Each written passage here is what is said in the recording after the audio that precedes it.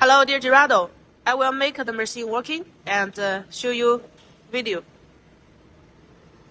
Firstly, we select the design we want to embroider. For example, we want this one, and save the design. And this step is about to change the design direction, angle. If we don't need to do change, we skip this second step and come to the color change. This design has only one color, so we can select one color. If multi-colors, you can select a color according to the thread you put on the thread tension base. After that, we save the change. And then we select the frame.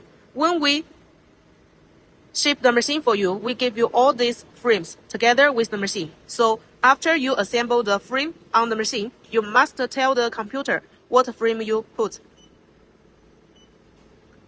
After select a frame, the machine will find the center automatically. And after that, we finish all the preparation steps. Then we come to the embroidery step.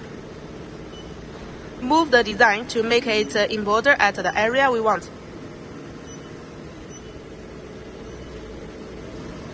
And after that, we can trace outline to check whether it will be embroidered at the area we want.